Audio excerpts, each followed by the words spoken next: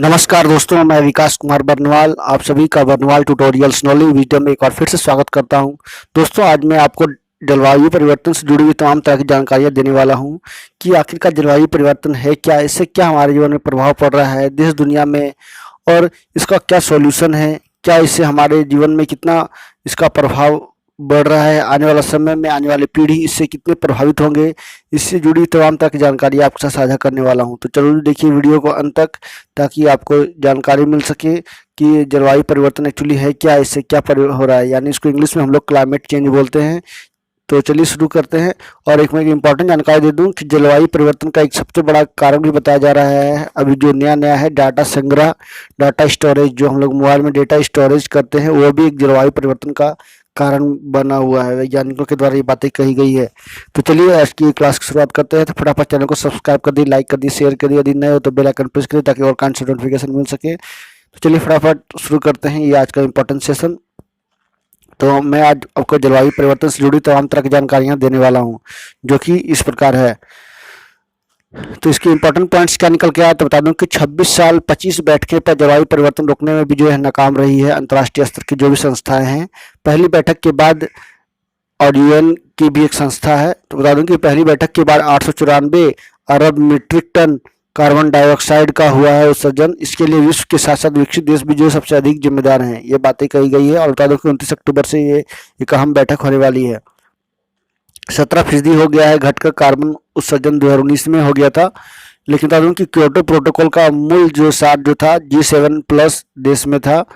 या पूर्व सोवियत संघ, ऑस्ट्रेलिया, न्यूजीलैंड के बीच एक संधि थी क्योटो प्रोटोकॉल, जिसके बता दूं कि व्यापक रूप से एक विफल माना जाता था, लेकिन कई मायनों में यह एक सफलता थी। समझौते में बने रहने वाले देशों में 1990 तीन के दशकों के 2 दशकों को उत्सर्जन में 5% की कमी का लक्ष्य पूरा नहीं कर पाया, और 11% की कमी के साथ 2019 में 17% तक हो गया। तो एक बहुत बड़ा कारण बन सकता है। तो चलिए बताते हैं जलवायु परिवर्तन एक्चुअली है क्या। जलवायु परिवर्तन का तात्पर्य दशकों, सदियों या उससे अधिक समय में होने वाले जलवायु में दीर्घकालिक परिवर्तनों से, यानी लॉन्ग टर्म जो चेंजिंग होते हैं, बदलाव होते हैं, उसी को ही जो है जलवायु परिवर्तन कह सकते हैं।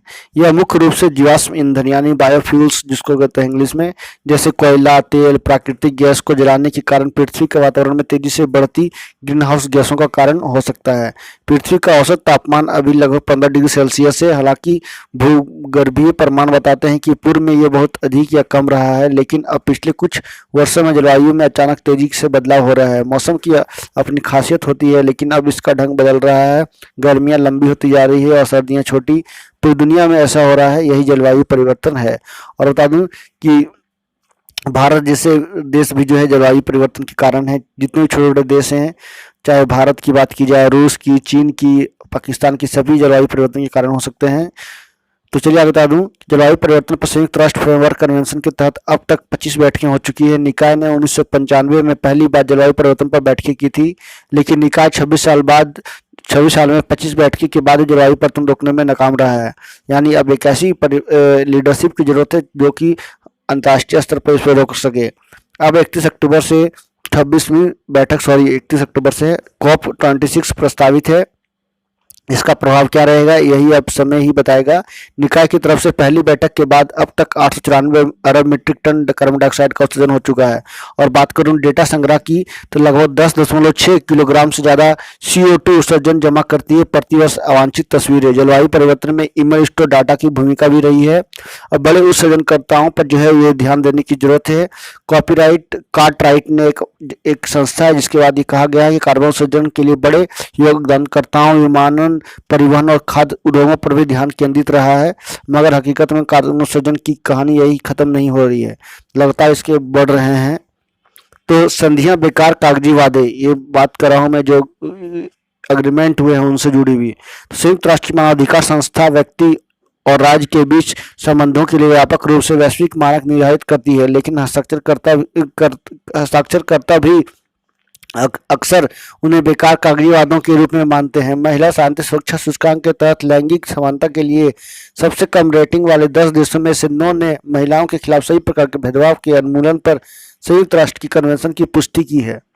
तो ये सभी वादे जो हैं बेकार हो गए हैं। लेकिन मैं बता दूं कि एक अंतर्राष्ट्रीय स्तर पर एक नेतृत्वकर्ता की जरूरत है, जो हमारे प्रधानमंत्री कर सकते हैं, हमारे जो आदरणीय हैं, तभी जो है ये विकास हो सकता है, ये चेंजिंग हो सकते हैं और जो भी हो रहा है इसमें परिवर्तन आ सकता है। एक और बता दूं कि अवांछित ईमेल और फोटो हटाने से भी जो है ये कार्बन उत्सर्जन जो है कम किया जा सकता है जलवायु परिवर्तन में। तो कम कार्बन उत्सर्जन वाले देशों पर भी जो है अधिक जिम्मेदारी एक बात कही गई है।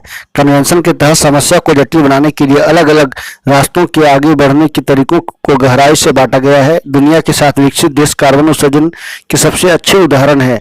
विकसित और विकासशील देशों ने 53% कार्बन का उत्सर्जन किया है। तो बता दूं, देखिए कितनी खतरनाक रूप से ये बढ़ रही है। लेकिन कार्बन उत्सर्जन रोकने की जिम्मेदारी उन देशों पर अधिक है जो विकसित देशों की तुलना में बहुत कम कार्बन उत्सर्जन करते हैं। तो छोटे ऐसे देश हैं जो विकसित देशों की तुलना में, यानी विकासशील देश जिसको कह सकते हो आप, वो कार्बन उत्सर्जन कम करते हैं। बट विकसित देश की बात की जाए तो अमेरिका है, चीन है, रूस है, फ्रांस है, ये सभी ज़्यादा पैमाने पर कर रहे हैं। ठीक, डाटा संग्रह या फोटो आप बोल सकते हो, ईमेल, एक सबसे बड़ा कारण अभी जो है नया ये जो है जलवायु परिवर्तन का दोषी माना गया है। तो इसके लिए जो है बड़े पैमाने पर सरकार के साथ साथ अंतर्राष्ट्रीय संधियां, अंतर्राष्ट्रीय संस्थान भी इस पर काम कर रही है कि इसको स्टोर करके ना रखा जाए ताकि कार्बन उत्सर्जन और ना बढ़े। तो चीन और भारत की छवि भी जो है बिगड़े हैं।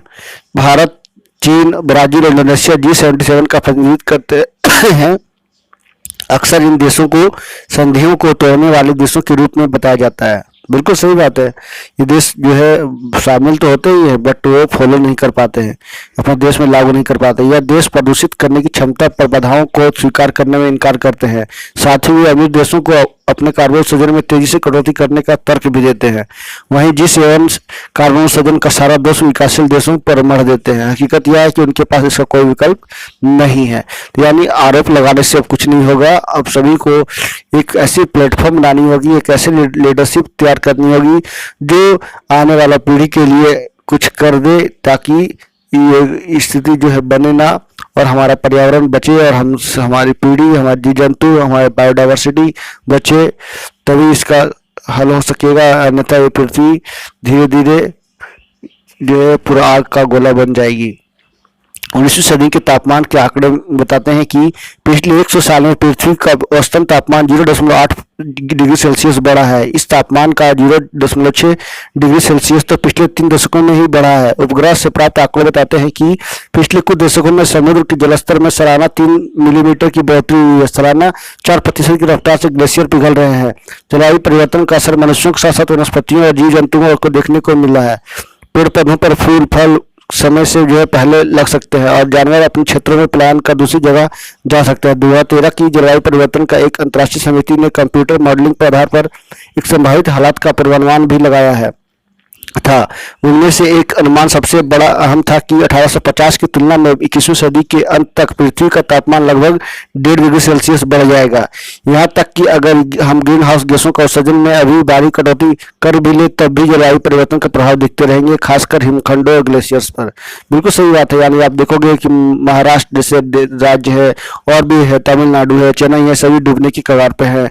जिस तरह से ग्लेशियर पिघल रहे हैं, समुद्र का स्तर बढ़ रहा है।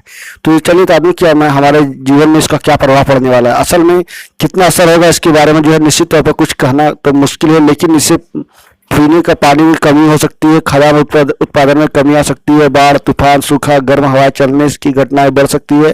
जलवायु परिवर्तन का सबसे ज्यादा असर गरीब मुल्कों पर पड़ सकता है। इंसानों और जीव जंतुओं की जिंदगी पर असर पड़ेगा। खास तरह के मौसम में रहने वाले पर जीव जंतुओं के विलुप्त होने का खतरा बढ़ जाएगा। यानी कहीं ना कहीं हमारा जीवन जो है पूरी तरह से प्रभावित होने वाला है। हमारा पृथ्वी, हमारा हर एक वातावरण जहाँ हम लोग अपना जीवन यापन करते हैं, चाहे वो मनुष्यों की हो, जीव जंतुओं की हो या और भी अधिक जितने भी लिविंग थिंग्स है, सभी को ये प्रभावित करने वाली है।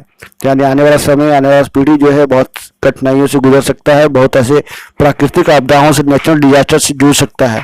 ये बहुत बड़ा जो है एक चिंता का विषय बना हुआ है अंतर्राष्ट्रीय स्तर पर, तो इसको हल करना बेहद ही जरूरी है। तो कहीं ना कहीं पूरी तरह से इसको सोल्यूशन तो निकल नहीं सकता, बट हाँ इसको कम जरूर किया जा सकता है। इसके लिए प्रयास करते रहने चाहिए और सभी देश को मिलकर के एक अंतर्राष्ट्रीय स्तर पर इस पर काम करने की जरूरत है। तो ये था जलवायु परिवर्तन से जुड़ी महत्वपूर्ण वीडियो। आई होप आप लोगों को बहुत कुछ जानकारी मिली होगी। So thank you very much for watching. Stay healthy and be happy. Thank you again, thank you. तो नए वीडियो के साथ फिर मैं मिल दूंगा, तब तक के लिए नमस्कार, सवा खैर, धन्यवाद।